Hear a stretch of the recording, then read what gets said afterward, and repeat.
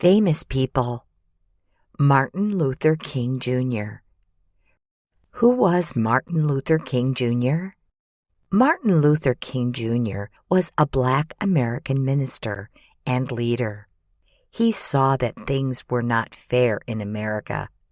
White people could do things that Black people were not allowed to do. He wanted to change this, but he did not want to hurt anyone.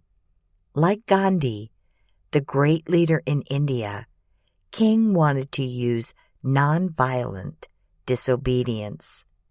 Nonviolent means no killing or hurting, and disobedience means not doing what the unfair laws say you must do. Early years. Martin Luther King Jr. was born on January 15th, 1929. He was born in Atlanta, Georgia. His father, Martin Luther King Sr., was a preacher. Both father and son were named Michael King. After a trip to Germany, his father changed their names to Martin Luther King. This was because Martin Luther was a famous preacher who did many good things in Germany about 500 years ago. Martin Luther King Jr. had one brother and one sister. Studies. As a young boy, King loved to sing. His mother was a good musician, and he sang in the church choir. He and a white boy were friends, but they were not allowed to go to the same school. This made King very sad. Later, King went to a school in Atlanta. He was famous for being able to speak well in front of people. He went to Morehouse College and studied religion. He thought he could help people by being a preacher. Marriage and children. When he was 24 years old, King got married. His wife's name was Coretta Scott. They got married on the front lawn of her parents' house in Alabama. King and his wife had 4 children. 2 were girls, Yolanda King and Bernice King, and 2 were boys, Martin Luther King III and Dexter Scott.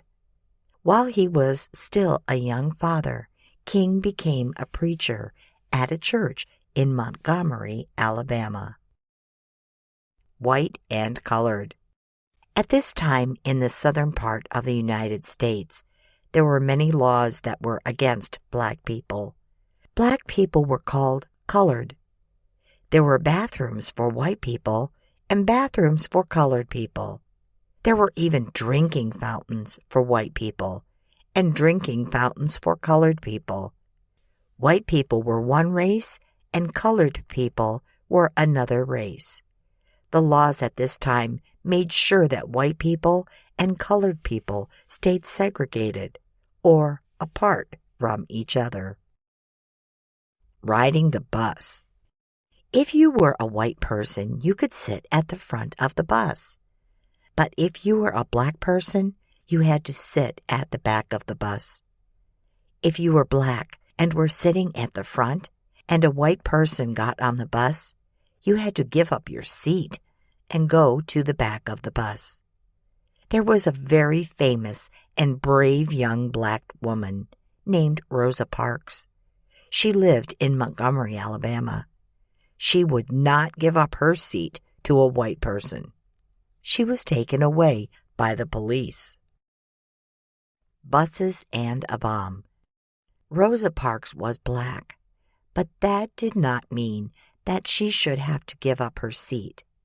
King and others started a boycott. A boycott means that people won't use something, like a bus system. This bus boycott lasted for more than 1 year. Things got very bad, and King's house was bombed. Finally, the people and the boycott won.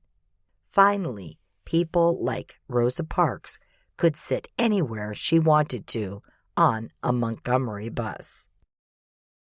King leads his marches. King wanted many people to know about what he was trying to do. Rosa Parks helped, and the bus boycott was a good start. But King knew there was a lot of work to do. He asked many other leaders to join him to help America see that white and black people were equal. They marched. This meant that they all got together and walked from one place to another. People could see them and learn what they were trying to do. March on Washington. The March on Washington, D.C. was the most famous of King's many marches. It took place in 1963, and there were about 250,000 people. They marched from the Washington Monument to the Lincoln Memorial. Many leaders spoke. King was the last speaker. His speech was called the I Have a Dream speech. In his speech, he talked about a dream for the future of America, a dream where all people, black and white, would be equal. Later years. In his later years, King tried to make sure that black people could vote in elections, just like white people. He and many people walked for many miles to show they wanted to vote. The police hit the people. Some people had to go to the hospital. People from all over the world saw this on television. In 1965, black people were finally allowed to vote, just like white people. Martin Luther King, Jr. was killed in 1968.